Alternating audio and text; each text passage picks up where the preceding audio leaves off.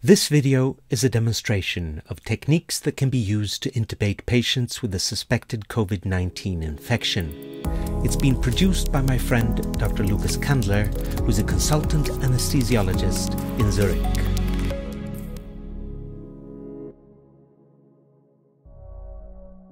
Hi everybody, we are from the Institute of Anesthesiology at the University of Zurich. My name is Vanessa Moll, I'm an attending here. Larissa is a resident and Manila is an anesthesia assistant. We are here today to introduce our airway management concept for COVID-19 positive patients at our university hospital. Our concept is divided in 3 phases. We have the planning phase, intubation and extubation, as well as postoperative care. All these phases are equally important.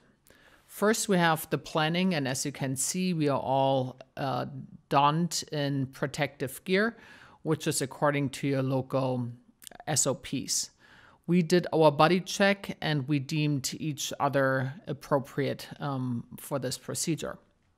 For induction, we have our medications on the tray, as well as our airway materials, including an endotracheal tube with a stylet in place, as well as our video laryngoscope.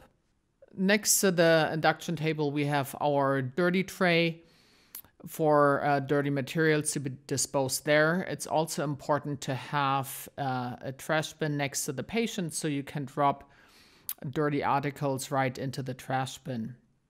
Outside we have Tim, who is our clean person and jumper. In case we need medications or airway material, he will be able to hand them to us. We designated our roles clearly, with Larissa being the medication person and airway help, Manila doing the documentation, Tim outside as a clean person, and myself as a seasoned anesthesiologist doing the airway. We are starting with an adequate pre-oxygenation for about 3 to 5 minutes. As you can see, our patient is wearing a surgical face mask, which of course we have to take off. Then we will pre-oxygenate, and here it's important to have a tight-fitting mask to avoid any leakage. After a thorough pre-oxygenation, we are starting our rapid sequence induction. RSI is used to avoid backmasking the patient for prevention of aerosolization. Here, avoiding coughing with a thorough relaxation is also of utmost importance. We induce the patient and our patient is paralyzed. We are now intubating the patient with a video laryngoscope. We are utilizing an endotracheal tube with a stylet in place.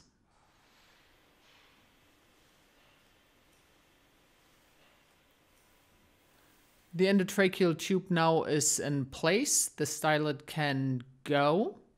Thank you. It's important to inflate the cuff before ventilating the patient.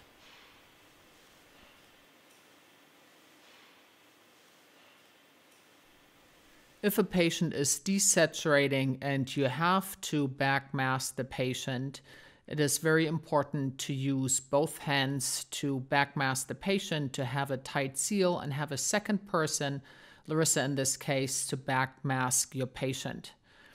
If the backmasking is not successful, it is important to then reach out to the person outside the room and gather other aids. For example, LMA. If you have to escalate to a fiber optic scope, please use a single-use fiber scope. Intraoperatively, we are utilizing lung protective ventilation strategies, i.e. a tidal volume of 4 to 6 cc's per kilogram ideal body weight and a PEEP. If you're transporting an intubated patient to the ICU, make sure that you clamp the endotracheal tube in inspiration before you disconnect and reconnect to your bag valve mask. We are saving our transport ventilators for use in the ICU, and hence currently we are utilizing bag valve masking for transportation of ICU patients. It is important to avoid coughing when you extubate the patient. Here, IV lidocaine or remifentanil come in handy. When you extubate, you're not utilizing positive pressure, but rather you're deflating the cuff and pulling the tube. We dispose of the tube right away and oxygenate the patient with a tight-fitting mask. Once the patient is adequately breathing, we are utilizing nasal prongs for transport. After the nasal prongs are on the patient will also receive a surgical face mask.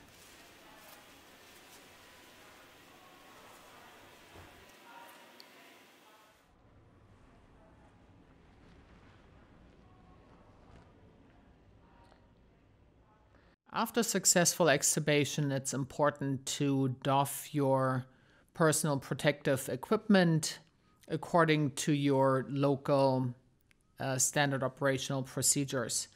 Again, a body check is important. We also recommend debriefings after intubation and extubation to further optimize your procedure. Hopefully you enjoyed our short video. Be safe and stay healthy out there. Good luck.